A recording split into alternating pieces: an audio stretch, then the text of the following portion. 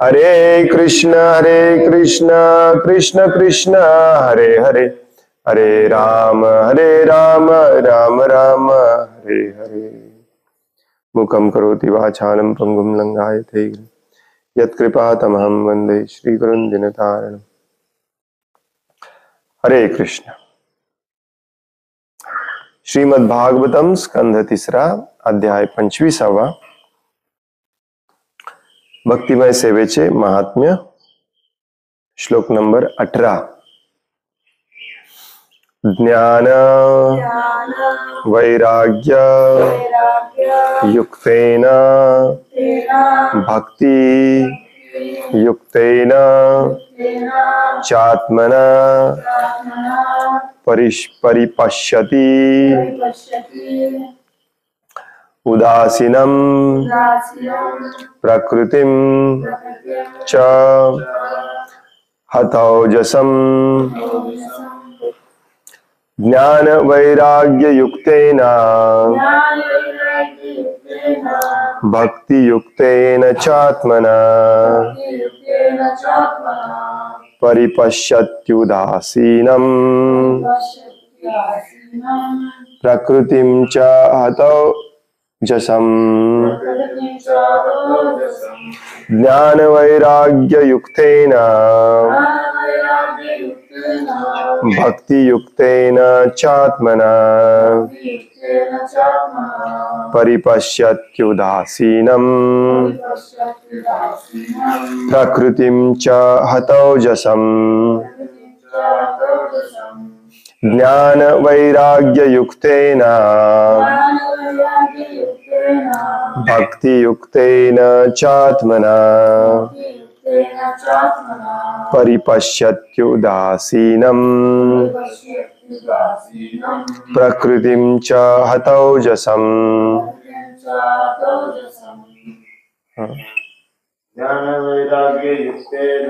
ज्ञान वैराग्य युक्तेन भक्ति युक्तेन चात्मना अल्पत्यत्युदासीनं प्रकृतिं च हतौजसम्। ज्ञान वैराग्य युक्तेन भक्ति युक्तेन चात्मना परिपश्यत्युदासीनं प्रकृतिं च हतौजसम्। ज्ञान वैराग्य युक्तेन भक्ति युक्तेन चात्मना परिपश्यत्युदासीनं प्रकृतिं च हतौजसम्। ज्ञान ज्ञान वैराग्य वैराग्य युक्तेन ने युक्त भक्ति भक्तिमय सेवा युक्तेन ने युक्त च आणि आत्मना मनाद्वारे परिपश्यति मनुष्य पाहतो उदासीनम उदासीन किंवा अभिन्न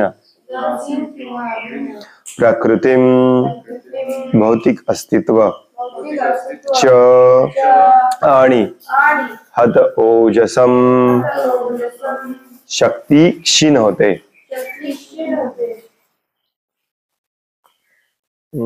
भाषांतर आहे, भक्तिमय सेवा युक्त वैराग्य आणि ज्ञानाच्या अभ्यासाने प्राप्त झालेल्या आत्मसाक्षात्काराच्या त्या स्थितीत प्रत्येक मनुष्य प्रत्येक गोष्ट योग्य व अचूक दृष्टिकोनातून पाहतो। आपल्या भौतिक जीवनासंबंधी तो उदासीन होतो आणि त्याच्यावरील ऐहिकतेचा प्रभाव क्रमाक्रमाने क्षीण होत जातो.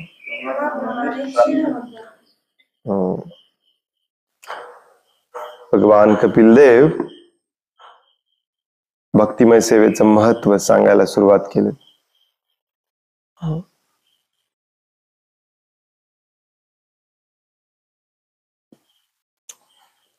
जसं भगवद्गीतेमध्ये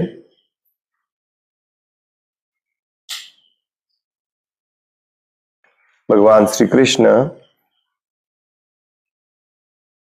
सुरुवातीला शरीर आणि आत्मा याच्यातला फरक सांगून मग सुरुवात करतात बाकी सगळं सांगायला. तसंच भगवान कपिल देव देखील इथे सुरुवातीला सांगतात, मी आणि माझा या ऐहिक भौतिक आपल्या देहात्म बुद्धीतून तादात्म्यातून बाहेर पडल्याशिवाय आपण सुखी होऊ शकत नाही. आणि ते सुखी होण्याचा मार्ग आहे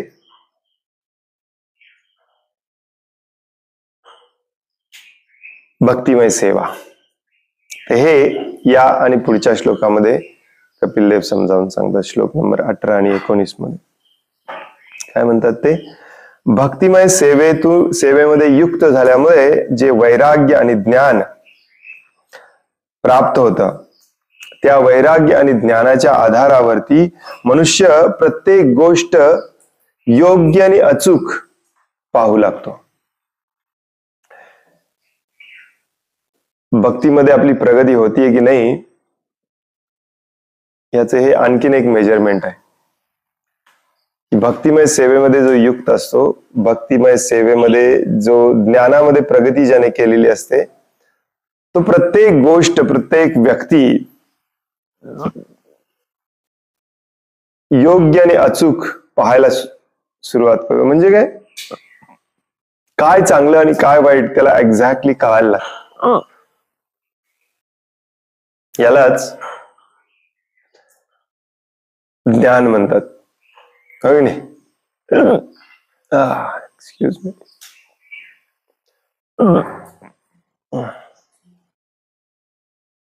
ज्ञान म्हणजे काय? जेव्हा एखादा व्यक्ती ज्ञानी असतो तेव्हा त्याच्या हातातून चूक होत नाही. चूक कधी होते? जेव्हा आपण अज्ञानामध्ये असतो.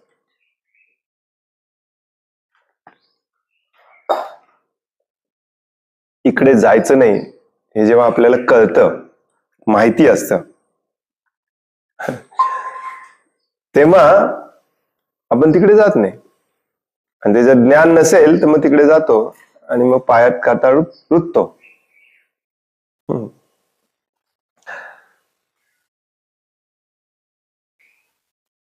बऱ्याच लोकांना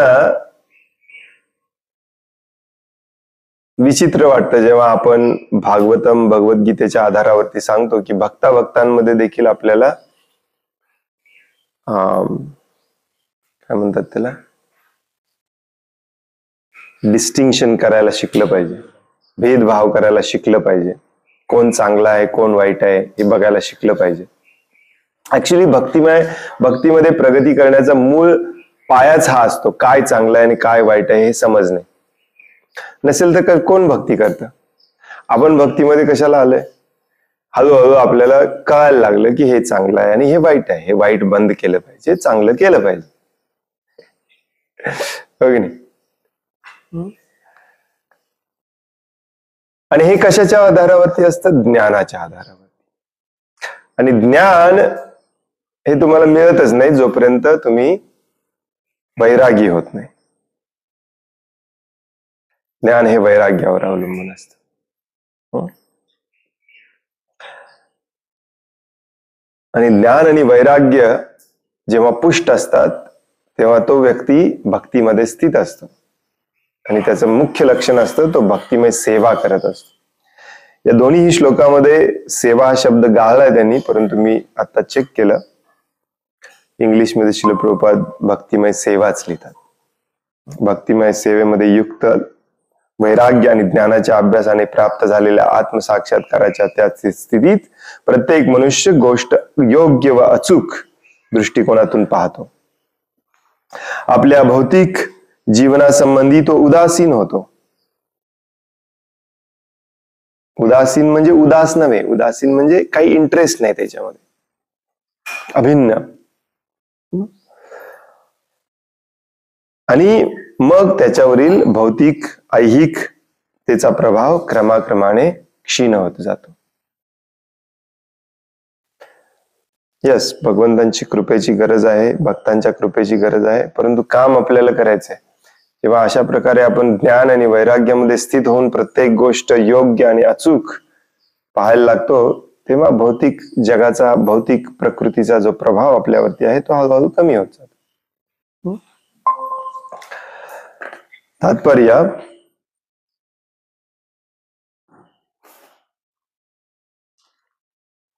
विशिष्ट रोगजंतूंचा संसर्ग अशक्त मनुष्याला होऊ शकतो,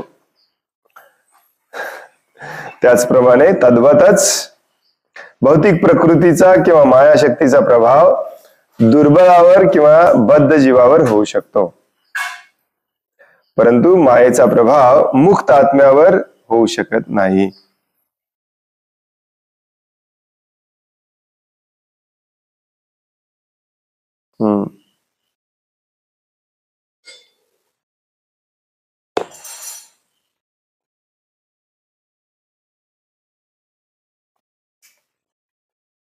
सिंपल लॉजिक शिल प्रभुपाद समजावून सांगतात की जेव्हा आपली शरीरच कमकुवत असतं, आपल्या शरीरामध्ये रोग प्रतिकारक शक्ती कमी झालेली असते काही ना काही कारण असतं, तेव्हा इन्फेक्शन्स आपल्याला लवकर आपण कॅच करतो. असं नाही आहे की एखाद्याने शिंकला आणि त्याचा जो शिंकेतून जे व्हायरस आलेला असतं सर्दीचा, तो एकाच्याच नाकात जातो आणि म्हणून त्याला सर्दी होते. ते सगळ्यांच्या नाकात गेलेलं असतं, तिथे उपस्थित सगळ्यांच्या गेलेलं असतं, कोणी खोकला, कोणी शिंकला, परंतु त्याचा प्रभाव होऊन त्यातला एखादाच आजारी पडतो, त्याला सर्दी होते, ताप येतो. का? कारण त्याची रोग प्रतिकारक शक्ती कमी झालेली असते. आता ऑफकोर्स रोग प्रतिकारक शक्ती कमी होण्याची बरेच कारण असतात. आपलं खानपान व्यवस्थित नसतं. आजच्या या कलियुगामध्ये एक महत्वाचं कारण असतं रोग प्रतिकारक शक्ती कमी व्हायचं, ते म्हणजे झोप व्यवस्थित होत नाही. आपण जेव्हा बॉडीला व्यवस्थित आराम मिळत नाही तेव्हा त्याची रोग प्रतिकारक शक्ती कमी होते आणि मग छोटे मोठे आजार लवकर कॅच करतो आपण. त्यामुळे बॅलन्स्ड लाईफ, नियमितपणा असणे खूप गरजेचं असतं. एनिवे, हे देखील मला वाटलं सांगायचे गरजेचं आहे. त्याचप्रमाणे श्रील प्रभुपाद इथे सांगतात की या भौतिक प्रकृतीचा, मायेचा प्रभाव कोणावरती होतो? जो मनाने कमकुवत असतो, दुबळा असतो. मनाने कमकुवत, दुबळा असणे म्हणजे काय? भौतिक जगामधल्या भौतिक गोष्टींचं जे आकर्षण आहे त्या आकर्षणाकडे तो पटकन आकर्षित होतो. मग ते त्याला या भौतिक जगातली प्रत्येक गोष्ट तुम्हाला आकर्षित करून घेण्यासाठीच बनवलेली आहे. प्रलोभन सगळीकडे. जो प्रलोभनाला बळी जात नाही तो स्ट्रॉंग असतो. म्हणून प्रभुपाद इथे म्हणतात मायाशक्तीचा प्रभाव दुर्बळावर किंवा बद्ध जीवावर होऊ शकतो, पण तो प्रभाव मुक्त आत्म्यावर होऊ शकत नाही. मुक्त आत्मा जो भगवंतांचा सेवक आहे, ज्याला या भौतिक जगामध्ये कशाचीही इच्छा नाही, ऑलरेडी तो लिबरेटेड आहे, मुक्त झालेला आहे, त्याच्यावरती मायाशक्तीचा प्रभाव होत नाही. आत्मसाक्षात्कार ही मुक्तावस्थेतील स्थिती आहे. Self realisation is the position of the liberated state. आत्मसाक्षात्कार म्हणजे काय? हे जाणणे की मी कोण आहे. आत्म्याचा साक्षात्कार, माझा स्वतःचा मला झालेला साक्षात्कार, म्हणजेच मला समजणे की मी कोण आहे. मी कोण आहे हे परफेक्टली तेव्हाच समजतं जेव्हा आपण मुक्त असतो. प्रकृतीच्या मायाशक्तीच्या बंधनाखाली बांधलेला असतो तेव्हा आपण स्वतःला शरीरच समजतो, स्वतःला आपण पाटील हे आणि ते असंच समजतो. आणि मग हे समजणे म्हणजेच आपली बांधलेली अवस्था आहे. आणि जेव्हा आपण मुक्त अवस्थेमध्ये असतो, मुक्त अवस्था म्हणजे या भौतिक जगाच्या भौतिक बंधनातून मुक्त, भौतिक कल्मशातून मुक्त, असा व्यक्तीच जाणू शकतो की मी कोण आहे. माया आपल्याला कंटिन्युअसली शिकवते की तुम्ही दुसरेच कोणीतरी आहात. मनुष्य ज्ञान आणि वैराग्याने आपली स्वरूप स्थिती जाणून घेऊ शकतो. ज्ञान आणि वैराग्य हे भक्तीची दोन मुलं आहेत. भागवतामध्ये आतापर्यंतच आपण बरेचदा वाचलंय. आणि हे ज्ञान आणि वैराग्याचं गणित असं असतं की ज्ञानाशिवाय वैराग्य मिळत नाही आणि वैराग्याशिवाय ज्ञान मिळत नाही. कोंबडी आधी की अंडी आधी, तशातला प्रकार आहे. परंतु एकदा का हे सर्कल आहे, या सर्कल मध्ये फक्त आपल्याला जंप करायचंय. एकदा आपण या सर्कल मध्ये आलो की ज्ञान वाढत जातं, ज्ञानाने वैराग्य वाढत जातं, वैराग्याने परत ज्ञान वाढत जातं, ज्ञानाने परत वैराग्य वाढत जातं. मग आपण हे स्पीड वाढतो आपला गोल गोल फिरायला. दोन्ही वाढत जातात, ज्ञान वैराग्य. ज्ञान असल्याशिवाय वैराग्य वाढत नाही, कारण माहिती तरी पाहिजे काय सोडायचं. वैराग्य म्हणजे काय, सोडून द्यायचं, अपरिग्रह करायचं नाही, सोडून द्यायचं. अटॅचमेंट आपली सोडून द्यायची. ते काय चांगलं आहे आणि काय वाईट आहे, काय धरलं पाहिजे आणि काय सोडलं पाहिजे, हे म्हणजेच ज्ञान. आणि वैराग्य असल्याशिवाय ज्ञान मिळत नाही. का? कधी सोडायची इच्छा असल्याशिवाय ते आपण ऐकूनच घेत नाही. आपल्याला नकोच असतात, ज्ञानच नको असतं. आणि ह्या दोन्ही गोष्टी जेव्हा अशा वाढत वाढत वाढत वाढत जातात तेव्हा आपण स्ट्रॉंग होत जातो आत्मसाक्षात्कारामध्ये, भक्तीमध्ये, भक्तिमय सेवेमध्ये. ज्ञाना वाचून साक्षात्कार होत नाही. आपण परम चैतन्याचे सूक्ष्मतम अंश आहोत ही अनुभूती मनुष्याला भौतिक बद्ध जीवनापासून अनासक्त करते. हाच भक्ती मार्गाचा प्रारंभ आहे.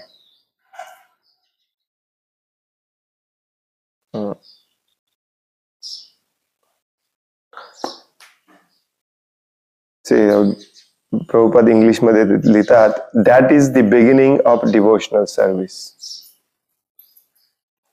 ते मार्ग तर कुठे लिहिलेलंच नाहीये. भाषांतर करताना मार्ग हा शब्द घालायची गरजच नव्हती. आहे तसं भाषांतर करणे एकदम सोपं आहे. That is the beginning of devotional service. हीच भक्तिमय सेवेची सुरुवात आहे. So simple.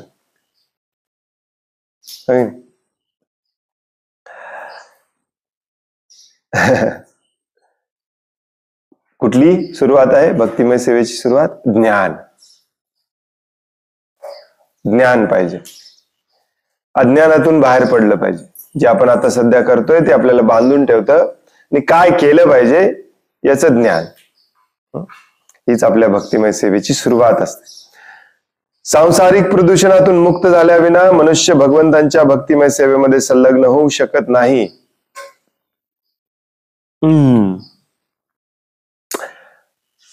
या भौतिक जगाच्या भौतिक आकर्षणातून मध्ये कितीही छोटा असू दे, जोपर्यंत आपण मुक्त होत नाही तोपर्यंत आपण भगवंतांच्या भक्तिमय सेवेमध्ये संलग्न होऊ शकत नाही.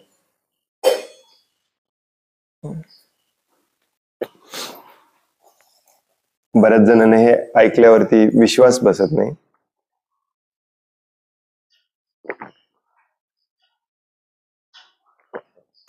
त्यांना वाटतं की भौतिक ऐहिक सांसारिक गोष्टींचा आकर्षण ठेवूनच थोड्याफार प्रमाणात प्रॅक्टिकली आहे प्रभूजी.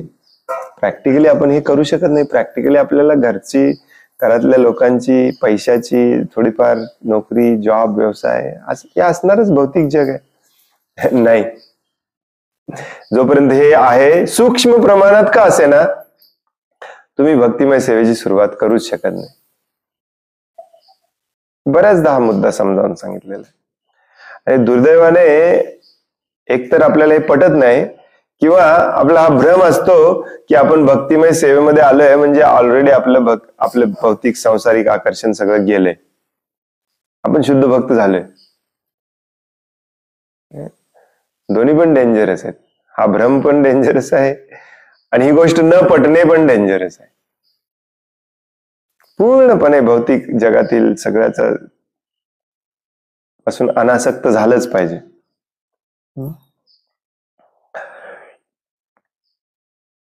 म्हणून या श्लोकामध्ये म्हटले आहे की ज्ञान वैराग्य युक्तेन, मनुष्याला जेव्हा स्वतःच्या स्वरूप स्थितीचे पूर्ण ज्ञान असते आणि तो सर्व प्रकारच्या ऐहिक प्रलोभनापासून अनासक्त अशा विरक्त जीवनामध्ये स्थित असतो, तेव्हा भक्तियुक्तेन अर्थात तो भगवंतांच्या प्रेमी सेवक म्हणून त्यांची सेवा करू शकतो. जेव्हा ज्ञान वैराग्य युक्तेन तेव्हाच भक्तियुक्तेन, त्याच्याशिवाय भक्तियुक्तेन होत नाही. याचा अर्थ असा नाही आहे की आपण सध्या जे करतोय ते सोडून द्यायचं, पूर्णपणे ज्ञान वैराग्यामध्ये पूर्ण स्थित झाल्याशिवाय करायचं नाही, असा याचा अर्थ नाहीये. याचा अर्थ काय आहे की खऱ्या अर्थाने भगवंतांची सेवा आपण तेव्हाच त्याच दिवशी सुरू करू शकतो जेव्हा आपण पूर्णपणे ज्ञान आणि वैराग्यामध्ये स्थित होतो, पूर्णपणे मुक्त होतो. मग तोपर्यंत आपण हे काय करतोय, रोजची आरती आणि हे प्रॅक्टिस करतोय त्या लेवलला पोहोचायची. आणि ही प्रॅक्टिस पण तेवढीच महत्वाची आहे, नाही असं नाही. आणि म्हणूनच जो जास्त प्रॅक्टिस करतो तो लवकर जातो, जो कमी प्रॅक्टिस करतो तो उशिरा जातो. जो सिरियसली प्रॅक्टिस करतो तो लवकर भगवंतांपर्यंत पोहोचून खऱ्या अर्थाने भगवंतांची सेवा करू शकतो. जो सिरियसली प्रॅक्टिस करत नाही तो भगवंतांपर्यंत पोहोचूच शकत नाही, तो प्रॅक्टिसच्या स्टेजमध्ये राहतो. 10वीची परीक्षा किती वेळा दिली? 4 वेळा दिली, अजून 10वीतच आहे. आपण फक्त याच्यात फरक काय आहे, अरे हे समजणं खूप कठीण नाही आहे की 10वीची परीक्षा म्हणजेच 10वी नव्हे, परंतु 10वीच्या परीक्षेचा अभ्यास करून त्याच्यामध्ये पास होणे गरजेचं आहे. त्याच्याशिवाय आपण 10वी पास म्हणून आपल्याला सर्टिफिकेट मिळत नाही. 10वीच्या वर्गात गेला म्हणून आपण 10वी पास सर्टिफिकेट मिळवत नाही. भरपूर प्रॅक्टिस करून, भरपूर अभ्यास करून ते पास पण व्हावं लागतं. या अध्यात्माच्या मार्गामध्ये लोकांचा भ्रम कुठे होतो, त्यांना वाटतं आपण ऍडमिशन घेतलं म्हणजे आपण पास झालो. हा प्रॉब्लेम आहे.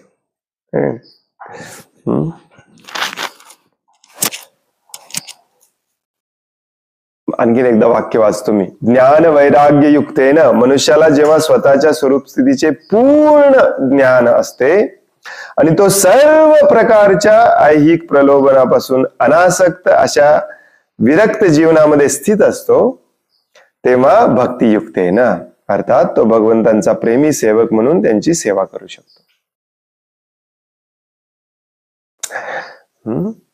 पूर्ण ज्ञान असते आणि सर्व प्रकारच्या ऐहिक प्रलोभनापासून अनासक्त असतो. 1-2 नाही, सगळं. थोडा वेळ नाही, पूर्णपणे. थोडस ज्ञान नाही, पूर्ण ज्ञान. मगच तो भगवंतांची खऱ्या अर्थाने सेवा करायला. परिपश्यती म्हणजे तो प्रत्येक गोष्टीला तिच्या मूळ स्वरूपात पाहू शकतो. पश्यती हा शब्द तुम्हाला आतापर्यंत पाठ झालेला असला पाहिजे. बऱ्याच श्लोकांमध्ये येतो. पश्यती म्हणजे पाहणे. भगवद्गीतेमध्ये देखील 3-4 श्लोक आहेत. य पश्यती स पश्यती. भगवंत म्हणतात जो अशा प्रकारे पाहतो तोच खऱ्या अर्थाने पाहतो. रोज सकाळी आपण दर्शन आरतीमध्ये म्हणतो पश्यंती पाहंती कलयंती चिरम जगंती. पाहणे.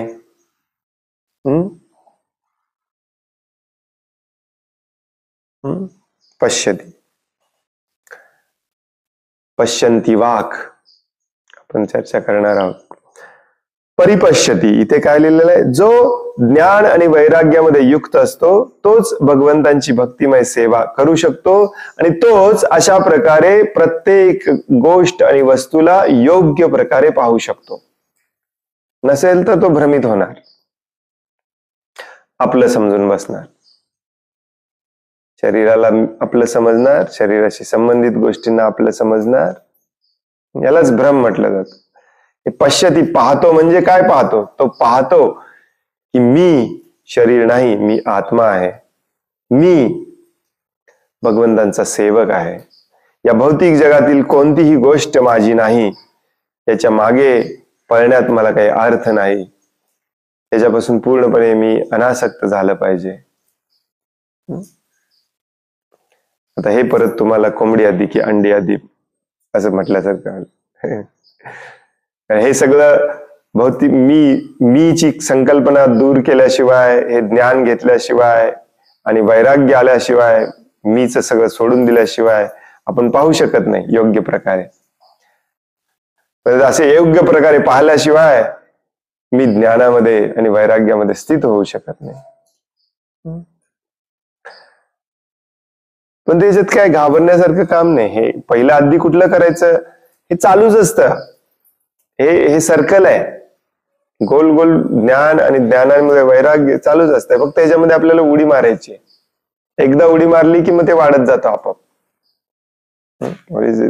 मेडिकल टर्म मध्ये त्याला म्हणतात, what is it called, vicious circle. वाढतच जातं, ते कमी होत नाही. एकदा ज्ञानामध्ये उडी मारा, वैराग्य आपोआप येतो. वैराग्याला की ज्ञान आपोआप येतं आणि मग आपण सगळ्या गोष्टी आहे तशा पाहायला शिकतो. त्यानंतर प्रकृतीचा त्याच्यावरील प्रभाव जवळजवळ नाहीसा होतो. प्रभुपाद म्हणतात जवळजवळ नाहीसा होतो.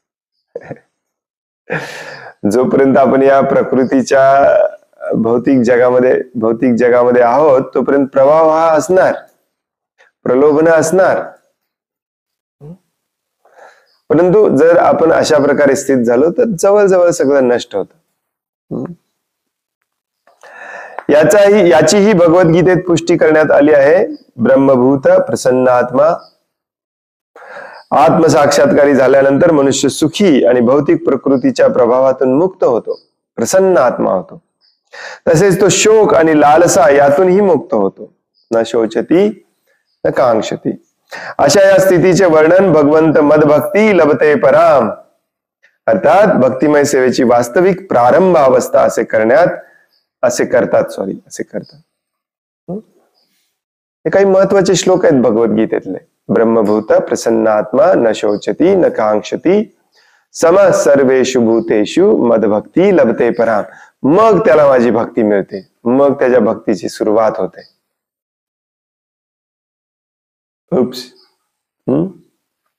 प्रारंभ अवस्था, अर्थात भक्तिमय सेवेची खऱ्या अर्थाने प्रारंभ अवस्था असते, म्हणजे सुरुवातीची अवस्था असते.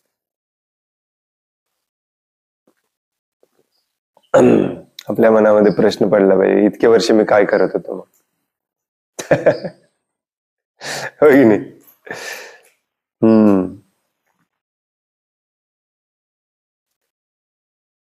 त्याचप्रमाणे नारद पंचरात्रातही म्हटले आहे की इंद्रियांचे शुद्धीकरण झाल्यानंतर त्यांना भगवंतांच्या सेवेमध्ये नियुक्त करता येते. तत्परत्वेन निर्मलम झाल्यानंतर मग त्याला भगवंतांच्या सेवेमध्ये लावता येते. जो प्रदूषित अशा विषयी जीवनामध्ये आसक्त असतो तो भक्त होऊ शकत नाही.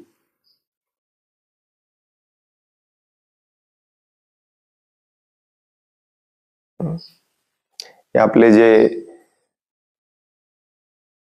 शहरामध्ये राहणारे भक्त आहेत त्यांना वाटतं की आपली नोकरी, आपला व्यवसाय, आपला उग्र कर्म सगळं करत करत दुसऱ्या भक्तांचा द्वेष, निंदा करत करत आपण भक्त होऊ शकतो.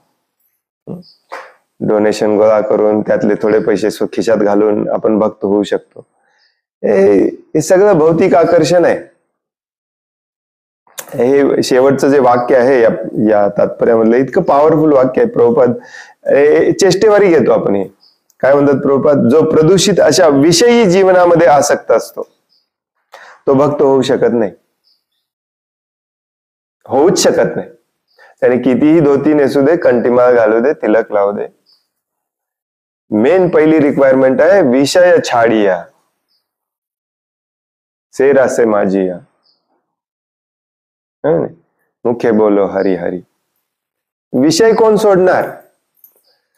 यस, मुख्य तुमच्या मुखातून हरी हरी चालू आहे, परंतु हे विषय कोण सोडणार? विषय म्हणजे काय?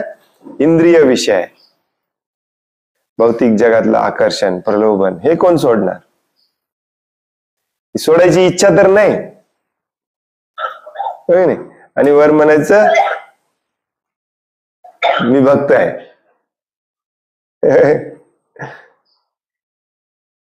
इम्पॉसिबल आहे.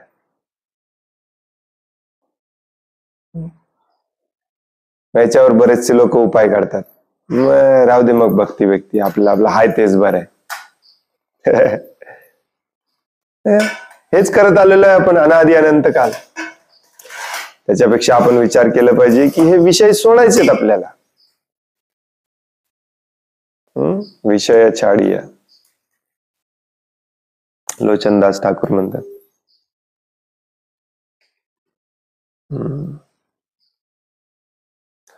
पुढच्या श्लोकामध्ये भगवंत अत्यंत पॉवरफुल स्टेटमेंट म्हणतात. काय म्हणतात? आता इथे सांगितलं त्यांनी, जोपर्यंत ज्ञान नाही, जोपर्यंत वैराग्य नाही, तोपर्यंत भक्ती नाही.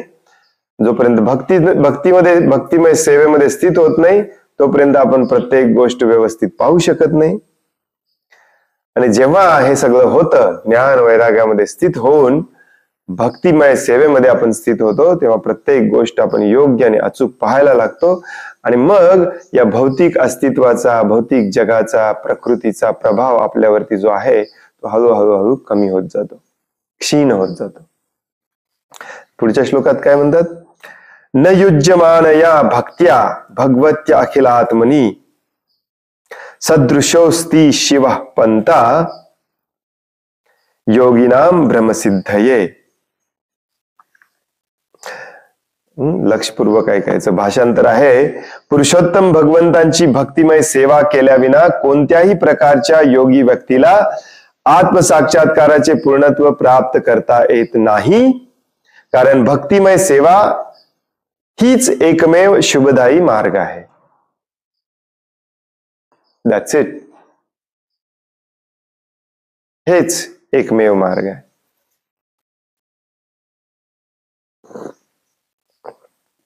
याचाच अर्थ काय की सिरियस झालं पाहिजे आपण. हो माय गॉड.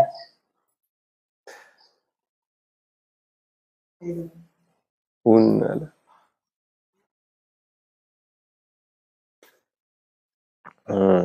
उप्स.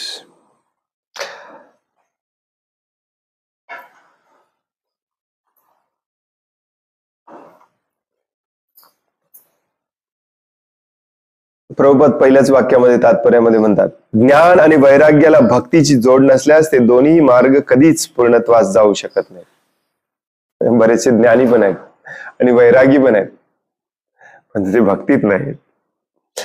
हे या ठिकाणी स्पष्ट करण्यात आले आहे. काय स्पष्ट करण्यात आले आहे की भक्तिमय सेवा केल्याविना कोणताही योगी व्यक्ती आत्मसाक्षात्कारी होत नाही, परफेक्ट होऊ शकत नाही, परफेक्शन प्राप्त करू शकत नाही. भक्तिमय सेवा करणे हेच एकमेव शुभ मार्ग आहे. एकमेव. न युज्यमानया म्हणजे योग्य रीतीने नियुक्त केल्याविना. जेव्हा भक्तिमय सेवेचा संबंध येतो तेव्हा ती सेवा कोणाला समर्पित करावी हा मुख्य प्रश्न असतो. तर ही भक्तिमय सेवा प्रत्येक गोष्टीमध्ये परमात्मा रूपाने वास करणाऱ्या पुरुषोत्तम भगवंतांना अर्पण करावी. कारण आत्मसाक्षात्कार किंवा ब्रह्मसाक्षात्काराचा तोच एकमेव निर्णायक मार्ग आहे. ब्रह्मसिद्धये म्हणजे आपण स्वतः जड पदार्थांपासून भिन्न आहोत आणि आपण ब्रह्म आहोत हे जाणून घेणे.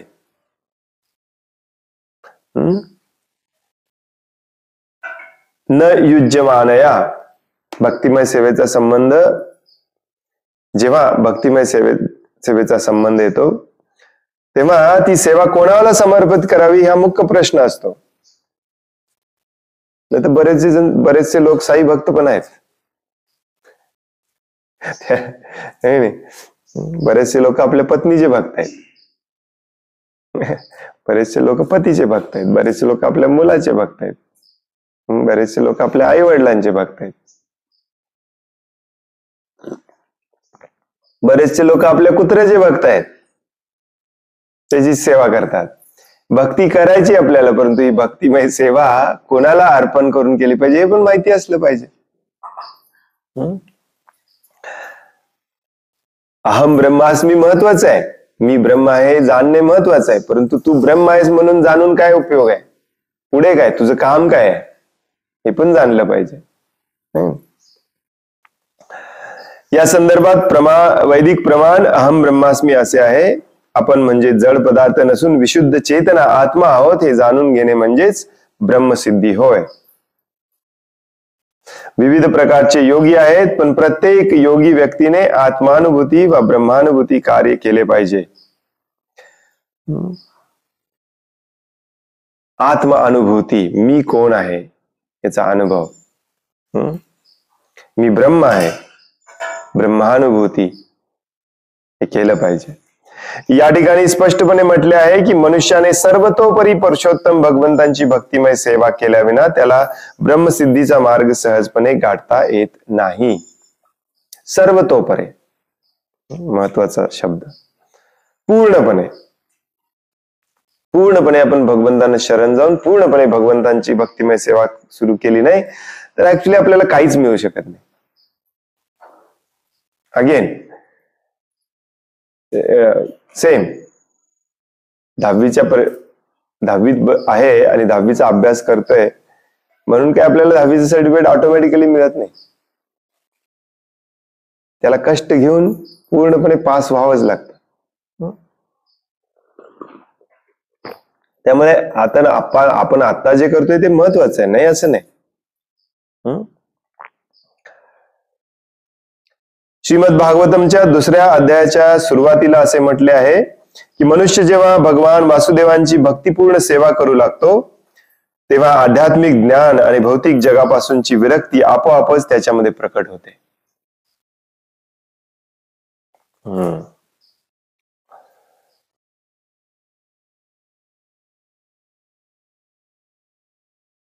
अगेन ज्ञान वैराग्य नाही तोपर्यंत भक्ती नाही, परंतु भागवतम आपल्याला सांगतं जेव्हा तुम्ही भक्ती करायला लागता तेव्हा ज्ञान वैराग्य आपोआप येत. उलट पुलट आहे सगळं. भगवंत देखील म्हणतात भगवद्गीतेमध्ये, तुम्ही माझी भक्तिपूर्वक प्रीतीपूर्वक सेवा करायला सुरुवात करा, मी सगळं तुम्हाला ज्ञान देतो. याचा सगळ्याचा अर्थ काय आहे की हृदय शुद्ध करून हृदयामध्ये प्रेम प्रस्थापित करणे आणि त्या प्रेमावर आधारित सेवा करणे हे सगळ्यात महत्वाचं आहे. मग ज्ञान वैराग्य आपोआप येत. ज्याच्या हृदयामध्ये प्रेम नसताना त्याला ज्ञान कधीच मिळत नाही. वैराग्य तर खूप दूरची गोष्ट आहे, कारण हृदयामध्ये प्रेम नाही म्हणजे काय,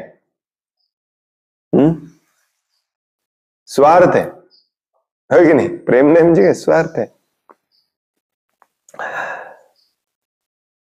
त्यामुळे यस, असं नाहीये की तुम्हाला सगळ्या पोथी पुराणं वाचली पाहिजेत आणि मग वैराग्य आणलं पाहिजे जीवनामध्ये, सगळं घर सोडलं पाहिजे, दाढी वाढवली पाहिजे, जंगलात जाऊन बसलं पाहिजे, मगच मला भक्ती मिळणार. मी नेहमी उदाहरण देतो, गावातली आजी पण तुमच्यापेक्षा श्रेष्ठ भक्त आहे. तिला काही ज्ञान नाही, तिला काही पोथी पुराणं वाचलेली नाही आहेत, कुठले श्लोक माहिती नाही आहेत, परंतु काय आहे तिच्यामध्ये आणि आपल्यामध्ये फरक काय, तिच्या मनामध्ये प्रेम आहे, दया आहे, करुणा आहे, तपस्या आहे. बघा तिचं जीवन, स्वच्छता आहे, शुचिता आहे, पवित्रता आहे. या गोष्टी महत्वाच्या आहेत. अशा प्रकारे भक्ताला ज्ञान व वैराग्य प्राप्तीसाठी निराळे प्रयत्न करण्याची आवश्यकता भासत नाही. भक्तिमय सेवाच अतिसामर्थ्यशाली असल्याने भक्ताच्या सेवाभावामुळे त्याला सर्व काही प्रकट होते. या ठिकाणी असे म्हटले आहे की शिव पंथा. शिवचा अर्थ शिवजी नाही.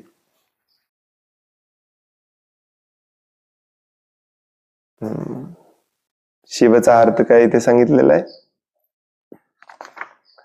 शुभ, शुभदायी. आत्मसाक्षात्काराचा हाच एकमेव शुभकारक मार्ग आहे. बाकी सगळं अशुभ आहे या भौतिक जगामध्ये. जे काही भगवंतांची भक्तिमय सेवा म्हणून केलं जातं तेच शुभ आहे, बाकी सगळं अशुभ आहे या भौतिक जगामध्ये. श्री रूप गोस्वामी देखील आपल्या भक्ती रसामृत सिंधू मध्ये सांगतात, भक्तिमय सेवा, कृष्ण भावना हेच सर्वात शुभ गोष्ट आहे. जेव्हा तुम्ही भक्तिमय सेवेमध्ये येता, भक्ती करायला लागता, भक्तिमय सेवा करायला लागता, तेव्हा तुमच्या जीवनामध्ये अशुभ असं काही राहतच नाही.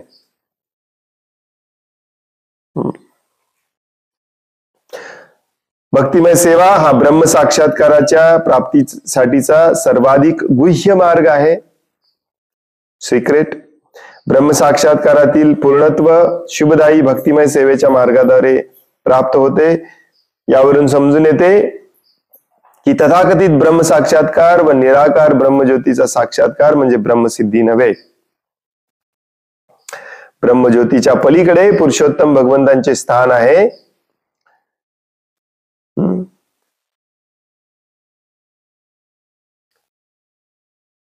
या श्लोकामध्ये हा शब्द वापरलाय म्हणून श्रील प्रभुपाद त्याच्यावरती थोडा जोर देतात. ब्रह्मसिद्ध ये, शेवटचा शब्द जो आहे श्लोकामध्ये, ब्रह्मसिद्ध ये. भक्तिमय सेवा हाच एकमेव मार्ग आहे ब्रह्मसिद्धी प्राप्त करायचा. शब्दशः अर्थ या श्लोकाचा. याचा चुकीचा अर्थ काढतात लोक. ब्रह्मसिद्धी म्हणजे ब्रह्मामध्ये विलीन होणे, ब्रह्मज्योतीमध्ये विलीन होणे वगैरे. ब्रह्मसिद्धी म्हणजे मी ब्रह्म आहे हे जाणणे,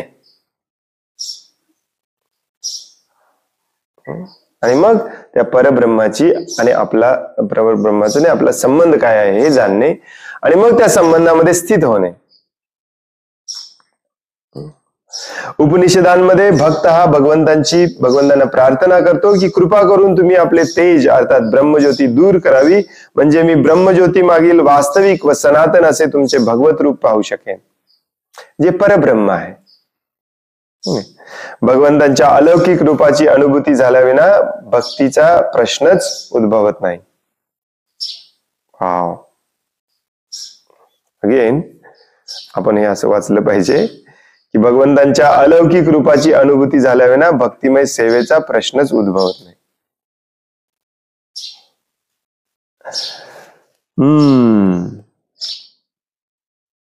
परत परत हे समजावून सांगावं लागतं मग, आहे नाही?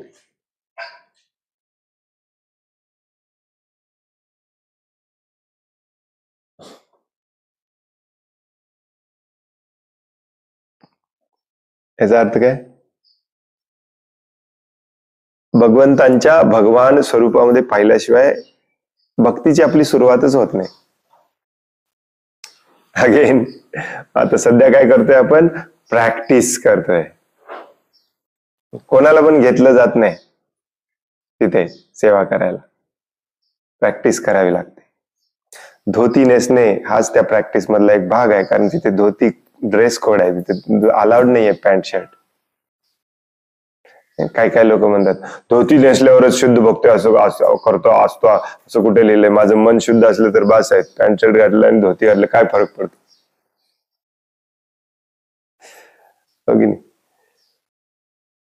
तिलक लावणे त्यातलाच प्रॅक्टिसचा भाग आहे.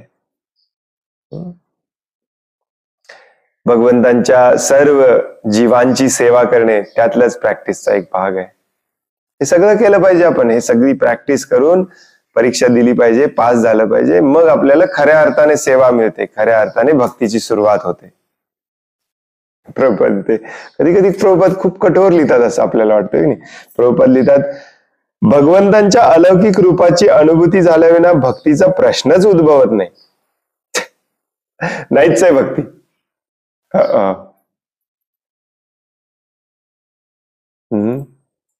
प्रश्नच उद्भवत.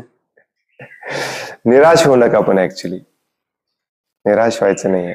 हे प्रेरणा, यातून प्रेरणा घ्यायची. यस, मला अजून अभ्यास जोरात करायचा आहे, कारण मला ते रूप पाहायचंच आहे आणि ती भक्तिमय सेवा सुरू करायचीच आहे. भक्ती म्हणजेच भक्तिमय सेवा स्वीकारण्याचे आणि ती सेवा करणाऱ्या भक्ताचे अस्तित्व. भक्ती necessitates the existence of the recipient of devotional service and the devotee who renders devotional service.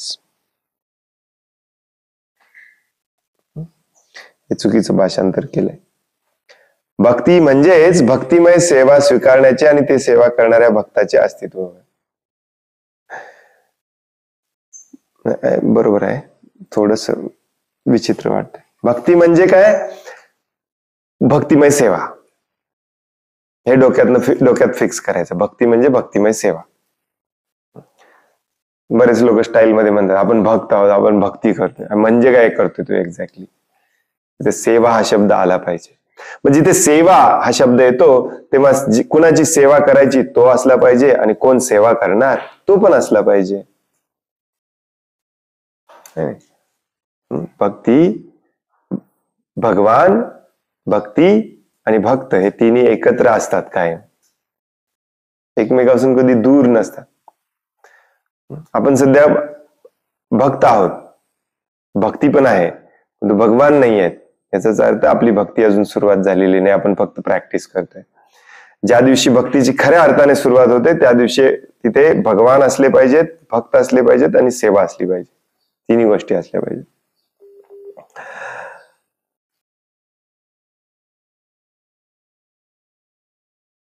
भक्तिमय सेवेच्या मार्गाद्वारे प्राप्त होणारी ब्रह्मसिद्धी म्हणजेच पुरुषोत्तम भगवंतांची अनुभूती होय. ब्रह्मसिद्धी म्हणजे मी ब्रह्म हे जाणलं आणि ब्रह्मामध्ये विलीन झालो, परब्रह्माला देखील जाणणे, त्याचा अनुभव घेणे. भगवंतांच्या शरीराच्या तेजस्वी किरणांचे ज्ञान ही काही ब्रह्मसिद्धी ब्रह्मानुभूती मधील पूर्णावस्था नाही. तसेच परमपुरुषाच्या परमात्मा रूपाची अनुभूती ही सुद्धा पूर्णावस्था नाही. कारण पूर्ण पुरुषोत्तम श्री भगवान हेच अखिल आत्मा अर्थात परमात्मा आहे. ज्या मनुष्याला परमपुरुषाची अनुभूती होते त्याला परमात्मा आणि अव्यक्त ब्रह्मरूपाचीही अनुभूती होते आणि या संपूर्ण अनुभूतीसच ब्रह्मसिद्धी असे म्हणतात.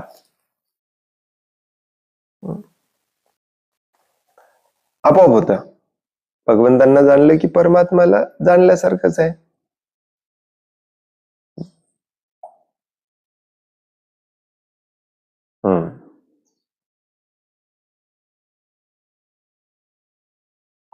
विचित्र झाले स्क्रीन.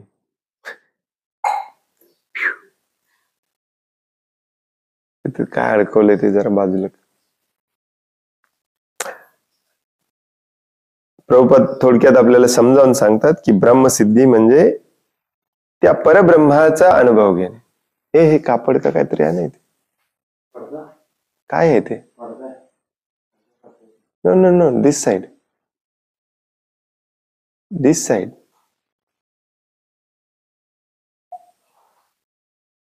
एनिवे,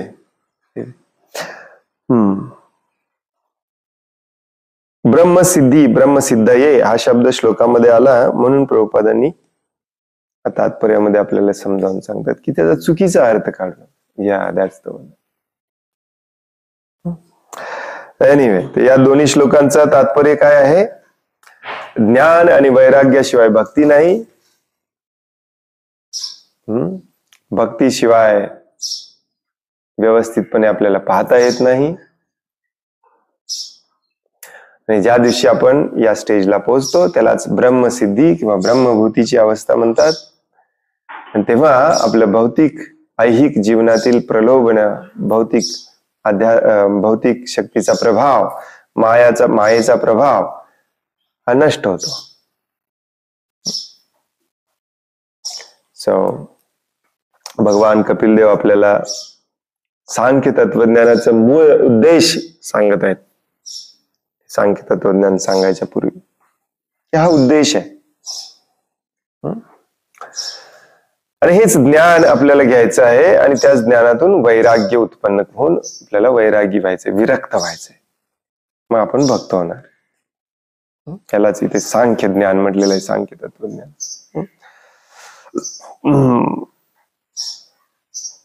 हरे कृष्ण.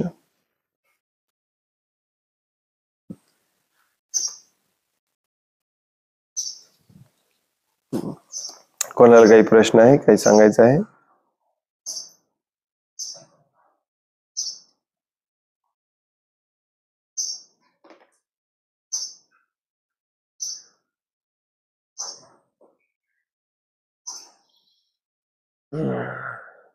हरे कृष्ण. हरे कृष्ण. विचित्र लागले. म्हणजे आता तुम्ही सांगितलं की ज्ञान पण गरजेचं आहे भक्तीसाठी, पण भक्तीत ज्ञान जास्त आलं की अहंकार येते म्हणतात. काय ज्ञान आणि शिक्षण याच्यामध्ये खूप मोठा फरक आहे. शिक्षण म्हणजे ज्ञान नसतं. तुम्हाला भरपूर गोष्टींबद्दल माहिती आहे, फिजिक्स माहिती आहे, केमिस्ट्री माहिती आहे, मॅथमॅटिक्स माहिती आहे, भगवद्गीता माहिती आहे, श्लोक सगळे पाठ आहेत, भागवतमचे श्लोक पाठ आहेत, गरुड पुराण माहिती आहे, पद्म पुराण माहिती आहे, भरपूर काय काय काय काय माहिती. हे सगळं शिक्षण म्हणायचं, याला ज्ञान म्हणायचं नाही. ज्ञान कशाला म्हणतात? या सगळ्याचा अर्थ समजणे.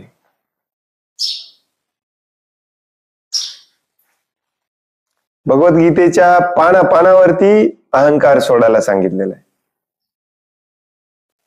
तो जर तुम्ही सोडलेला नसेल तर तुम्हाला ज्ञान नाहीच आहे. ज्ञानी व्यक्ती कधी अहंकारी होत नाही, आणि त्याला ज्ञान, खऱ्या अर्थाने ज्ञान त्याला कळालेलं असतं की मला हे नकोच आहे. हे म्हणजे ज्ञान. ज्ञान म्हणजे काय? हे गोष्ट आपल्याला साठी चांगली नाही आहे, ती आपण घेतली नसली पाहिजे, याला ज्ञान म्हणतात. प्रभुपाद सांगतात लहान मुलाला ज्ञान नसतं म्हणून तो पंख्यामध्ये बोट घालतो. जेव्हा त्याला ज्ञान येतं तेव्हा तो पंख्यात बोट घालत नाही, त्याला ज्ञान म्हणतात. ज्ञानचा अर्थ असा नाही की तुम्ही डिग्री मिळवलीये, तुम्हाला सगळे श्लोक पाठ आहेत, भक्तिशास्त्रीचा कोर्स झालाय, तुम्हाला भक्तिशास्त्री सर्टिफिकेट मिळालेला आहे. भक्तिशास्त्रीवाले तर खूप अहंकारी असतात. माझा भक्तिशास्त्रीचा कोर्स झालाय, तुम्ही मला मान दिला पाहिजे. अरे रोज सकाळी तर म्हणतो अमानीना मान देणं नाही. हे ज्ञानी नसतात, हे मूर्ख असतात. जसं भगवद्गीतेमध्ये श्रील प्रभुपाद अगदी सिंपल भाषेत ज्ञान सांगतात, 1000 वेळा सांगतात. ज्ञान म्हणजे काय? मी शरीर नाही, मी आत्मा आहे, आत्म्याचं स्वरूप स्थिती आहे, भगवंतांचा सेवक, सेवा करणे, हे ज्ञान आहे. बाकी सगळं बोगस आहे. हे सगळे भगवद्गीता आणि श्रीमद भागवतम हे तुम्हाला या स्टेजला येण्यासाठी सांगितलेलं आहे. या स्टेजला तुम्ही यायला तयार नसाल तर कसले ज्ञानी? हो की नाही? त्यामुळे ज्ञानी व्यक्ती कधी अहंकारी नसतो, अज्ञानी व्यक्तीच अहंकारी असतो. ऍक्च्युली अहंकार ज्याने सोडलाय तो खरा ज्ञानी. ज्याचा अजून अहंकारच सुटलेला नाहीये तो ज्ञानी नाहीच, असूच शकत नाही. हे मांडी घालून बसलेच माझा प्रॉब्लेम आहे.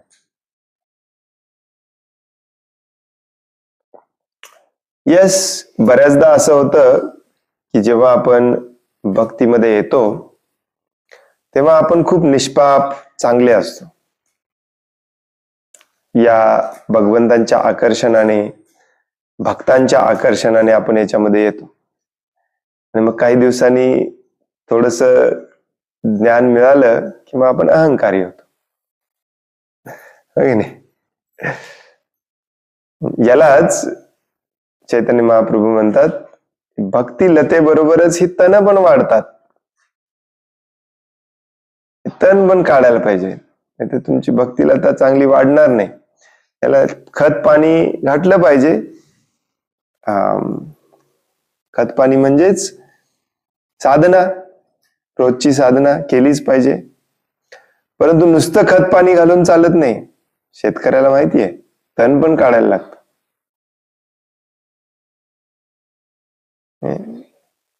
हळूहळू तो व्यक्ती अहंकारी होतो. जेव्हा सुरुवातीला आलेला असतो तेव्हा तो अहंकारी नसतो, पण जसजसे त्याला श्लोक पाठ व्हायला लागतात, जरा महत्वाची सेवा मिळते, तो अहंकारी व्हायला लागतो. माझी पुजारी सेवा आहे, तुम्ही थर्ड क्लास, तुम्ही फक्त झाडलोट करायची, भांडी धुवायची सेवा करायची, माझ्या इतका श्रेष्ठ कोणी नाही. नाही. हे अज्ञानी, युजलेस अज्ञानी लोक.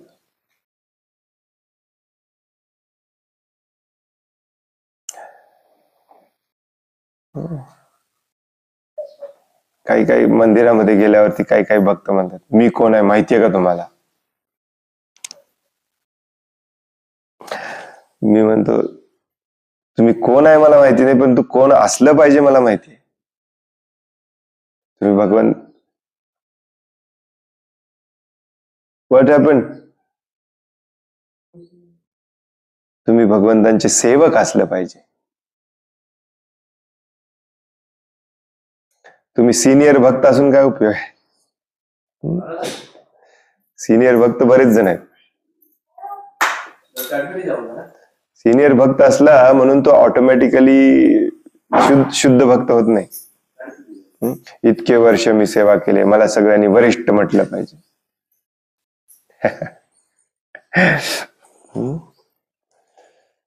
सिनियर, वरिष्ठ.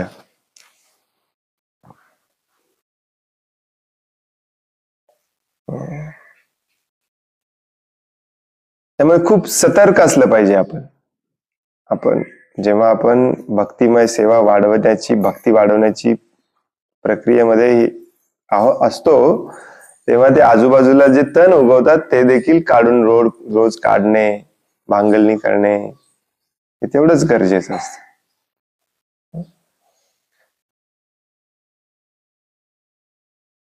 हरे कृष्ण.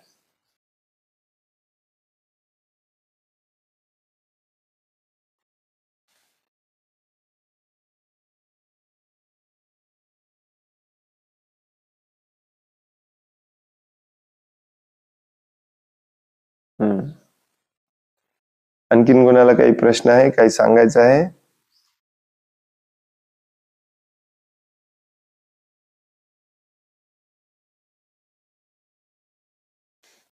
हरे कृष्ण. खूप खूप धन्यवाद. वांछा कल्पतरुभ्यश्च कृपा सिंधुभ्यैव च पतितानां पावनेभ्यो वैष्णवेभ्यो नमो नमः. अनंत कोटि वैष्णव वृंद की जय. वैष्णव ठाकुर श्रील प्रभुपाद की जय. ग्रंथराज श्रीमद् भागवतम की जय. हरे कृष्णा. दंडवत प्रणाम प्रभु. हरे कृष्ण.